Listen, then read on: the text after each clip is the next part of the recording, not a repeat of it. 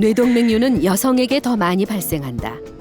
한 대학병원에서 환자들을 분석한 결과에 따르면 남성이 35.6%, 여성이 64.4%로 여성이 2배 가까이 많았고, 또한 5, 60대 폐경기 여성에서 발생 빈도가 급증하는 것으로 나타났다.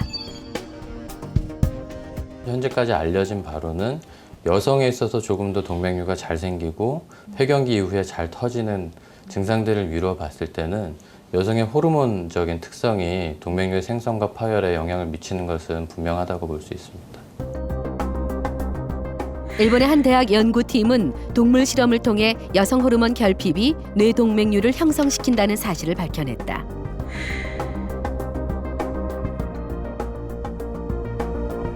난소절개를 통해 폐경 상태가 된 그룹의 쥐들 80%에서 뇌동맥류가 형성된 것이다.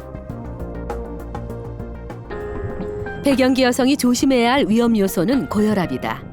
고혈압이 장기간 지속되면 혈관 내벽을 손상시키고 결국 콜레스테롤 등이 뇌혈관에 쌓이면서 뇌경색을 일으킨다.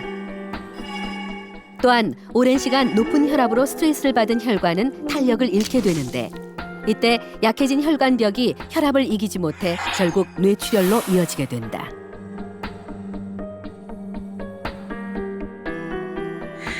미국 뇌졸중 학회에서 발표한 여성 뇌졸중 예방 가이드라인에 따르면 여성 호르몬과 혈압과의 연관성을 시사하며 55세 이후 폐경기 여성은 남성보다 고혈압이 오기 쉽고 또한 치료율은 높지만 남성보다 정상 혈압 조절이 어렵다고 한다.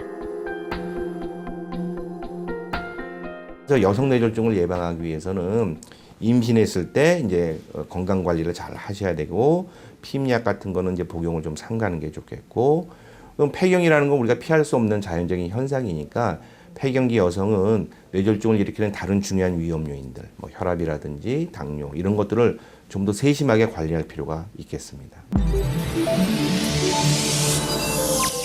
KBS